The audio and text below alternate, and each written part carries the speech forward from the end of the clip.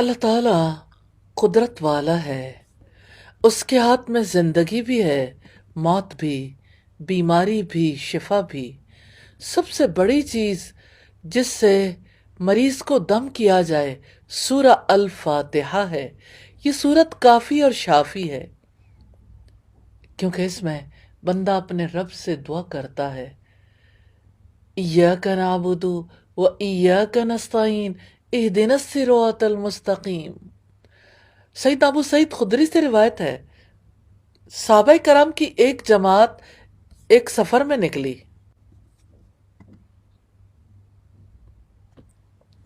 یہاں تک کہ وہ عرب کے ایک قبیلے کی شاخ یعنی چھوٹے قبیلے کے پاس آ کر اترے اور ان سے مہمان نوازی کا کہا، لیکن انہوں نے مہمان نوازی کرنے سے انکار کر دیا۔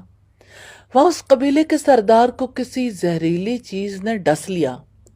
قبیلے والوں نے اس کے لیے ہر طرح سے کوشش کی، لیکن اس کو کسی چیز سے فائدہ نہیں ہوا۔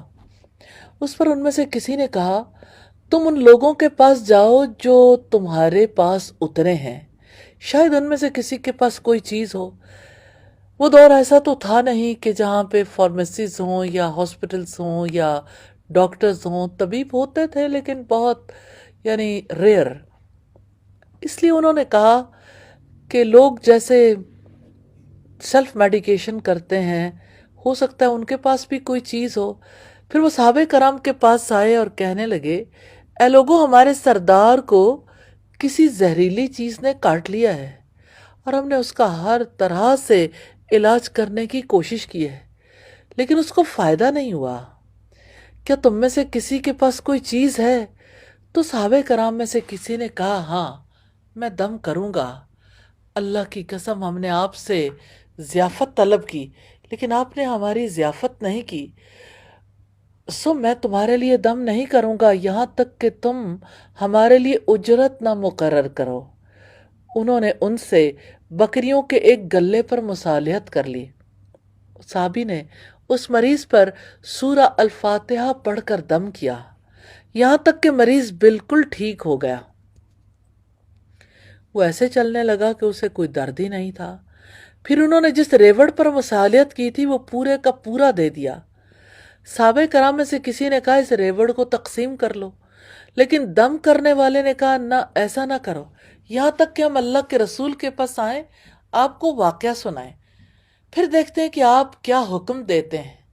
پھر وہ رسول اللہ کے پاس آئے، آپ کو واقعہ سنایا۔ آپ نے صحابی سے پوچھا، آپ کو کیسے معلوم ہوا کہ یہ رقیہ یعنی بیمار کے لیے دم ہے؟ آپ نے درست کیا، ریوڑ کو تقسیم کرو اور میرے لیے بھی حصہ شمار کرنا۔ اس حدیث سے سورہ الفاتحہ کی عظمت کا پتہ چلتا ہے کہ اللہ تعالیٰ کے حکم سے مریض کو شفا دینے اور بیماری کو دور کرنے میں اس کی زبردست تاثیر ہے۔ حافظ ابن قیم رحمہ اللہ نے اس حدیث پر تعلیق میں لکھا ہے، اس دوا نے اس بیماری میں اثر کیا، اس کو ختم کر دیا، گویا کہ وہ تھی ہی نہیں۔ یہ سب سے آسان علاج ہے۔ اب بھی تو علاج کرتے ہیں مٹی سے بنی ہوئی ادویات سے۔ سورہ الفاتحہ سے بھی علاج کر کے دیکھیے۔ اگر بندہ سورہ الفاتحہ کے ساتھ علاج کرنا جانتا ہو تو وہ شفا کے لیے اس کی عجیب تاثیر دیکھے گا۔ اور میں مکہ المکرمہ میں ایک مدت تک رہا جہاں مجھے کئی بیماریاں لاحق ہوتی تھی، مجھے نہ طبیب نہ دوا ملتی تھی۔ پھر میں سورہ الفاتحہ کے ساتھ اپنا علاج کرتا تھا، اس کی بڑی حیران کن تاثیر دیکھتا تھا، اور جو شخص کسی تکلیف اور درد کی شکایت کرتا میں اسے بھی اسی طرح سورہ الفاتحہ کے ساتھ علاج کرنے کا بتاتا۔ ان میں سے بہت لوگ بہت جلد سے صحتیاب ہو جاتے تھے۔ سبحان اللہ۔ الجواب الکافی کی روایت ہے، پیج نمبر 5 پر۔ اللہ تعالیٰ سے دعا ہے، اللہ تعالیٰ ہمیں اپنے راستے پر چلا لے۔ اللہ تعالیٰ سے یہ دعا ہے کہ وہ ہمیں اپنے سے دعا مانگنے والوں میں شامل فرما لے۔ آمین ثم آمین۔